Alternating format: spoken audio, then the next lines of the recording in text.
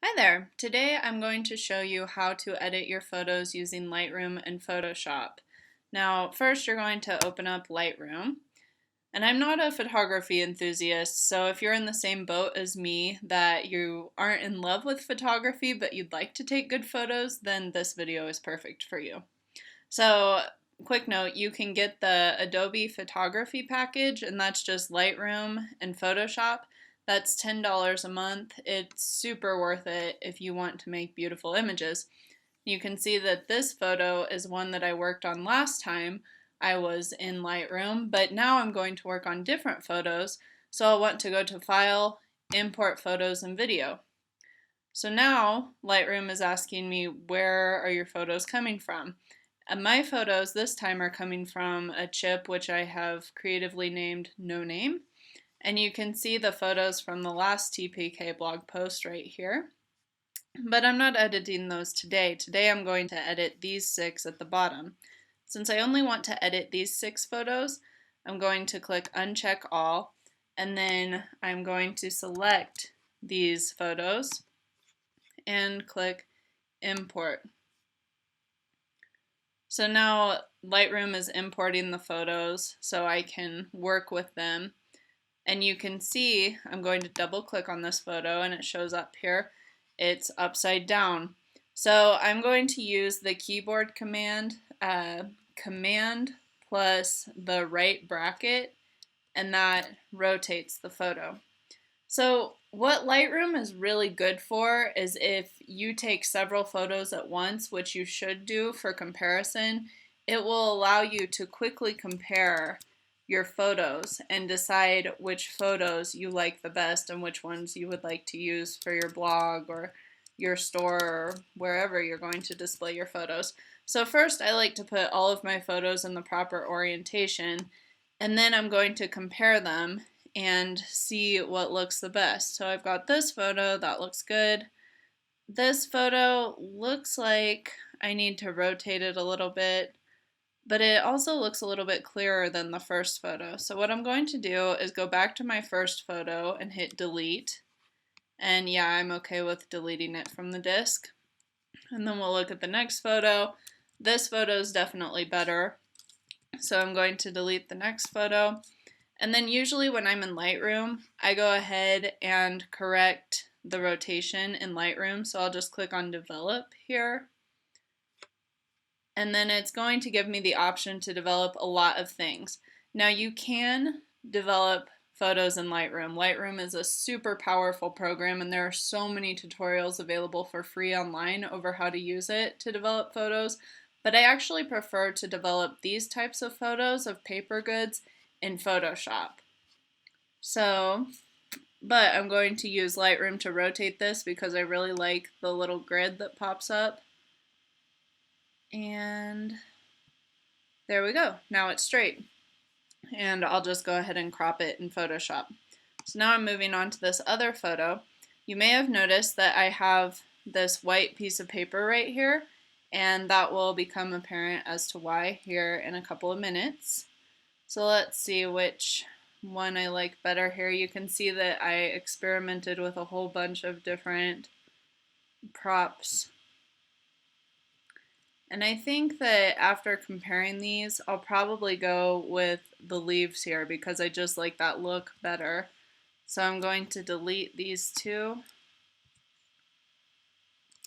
And usually when I'm using Lightroom, I have, about 100 photos that are going to end up in a blog post that has 15 to 20 photos. So it's usually a lot more useful than what I'm showing you here, which is just looking at 6 photos. So now that I've got my 2 photos here that I'm going to edit, I want to select both of them. So you can hold down the Shift key and then click on the thumbnails down here and go to File, Export. And I have this subfolder here. Actually, it's February now, so I'll make a February 2017 subfolder. If you're doing photography like this, just as a side note, you should probably put it in an external hard drive because photography will fill up your computer's hard disk really, really quickly. And then it's going to ask me what I want to name these. I'll name them Lindsay Photos February 1st.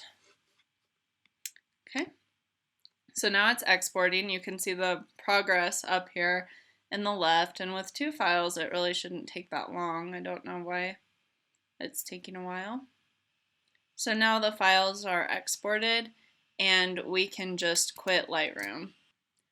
So once you've finished working in Lightroom, what you're going to do is open up Photoshop here, and it's going to load like so. And then you'll want to go to File, Open. And you can see I've got my February 2017 folder right there and both of the photos that I'd like to edit.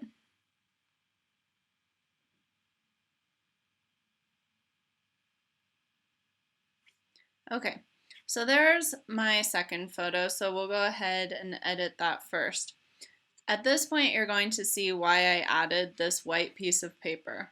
So the secret, or my secret, for editing photos in Photoshop is I always go to this curves layer here in the adjustments portion, and then I click on this white dropper right here, and basically what this thing does is you're telling Photoshop, okay, I'm going to click on something that should be pure white in the photo, and I want you to adjust everything else in the photo to accommodate that pure white. So I'm going to click on this white piece of paper, and you can see that immediately the photo becomes a lot more light. And you can click on other places in the paper to see if anything changes, but for the most part, it's staying, the photo is going to look like this. And you can see I'll take off this layer. You can see the difference. It looks a lot better once you've used this eyedropper. So at this point, you can use the crop tool by just pressing C on your keyboard, and that will pull up the crop tool. And then you can crop out the white piece of paper and just make a photo that you're happy with. And then if you're dead set on this photo being this size, but we've got a little bit of the white here in the corner, what you can do is zoom in by hitting Command +sign on your keyboard. Scroll over to that place in the photo. And then you can use this clone stamp tool over here on the left. Make sure your background layer is selected. We'll make this bigger. It's just like painting. You hold down Control, or Alt, sorry, until you get that target, and then you can just paint right over the white, which is really cool. So then if, let's say that I'm going to put this photo on my blog, what I'm going to do is I always make the image smaller because right now the image is huge. Like 4,771 pixels will take forever to load if you're going to upload it to the internet. So I always make my photos 1440 pixels wide and hit OK. Now it's much smaller, but it's still high enough resolution that it will look good on really large computer screens. Then I go to File, Export, Save for Web, because that compresses the image. And I have these settings over here if you want to match your settings to this. And then I'm just going to go Save, and yeah, that's fine. So that's how I do that. And then I don't save the original photo because we already saved this for web. So the web version is saved and there's really no need to save another version of the edited photo. So now we've got the other photo that I took here. The first thing that I'm going to do is crop it. So again, to crop, hit C on your keyboard, and then you can just pull in the edges here.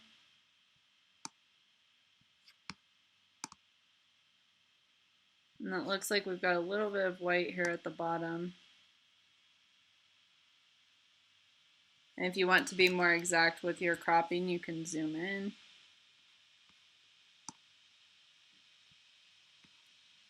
And we'll crop a little at the top too.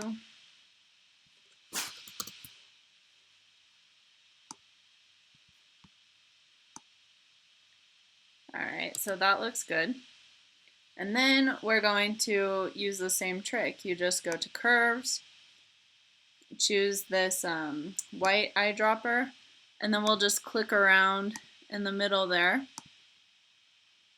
That looks good. The only thing that I would say about this photo is I think that probably this text should be a little bit darker. So in order to make the text darker, what I'm going to do is click on my background layer, and I'm going to use this burn tool over on the left. And I can use this tool, here I'm going to make the brush larger, with shadows here. And as I go over the lettering, you can see it gets darker, but that might be too dark. So I'm going to undo that, put the exposure down to 13%. And there, that looks better. So now people can see the text a little bit better, and you can go and maybe darken up the elements in the illustration as well. And then actually, that looks good. That looks done. There's nothing that I need to cover up. So I'm just going to do the same thing. Image size, 1440. And then File, Export, Save for Web. And that's it. That's exactly how I edit photos. If you have any questions, of course, you can comment on this blog post. And I hope you learned something.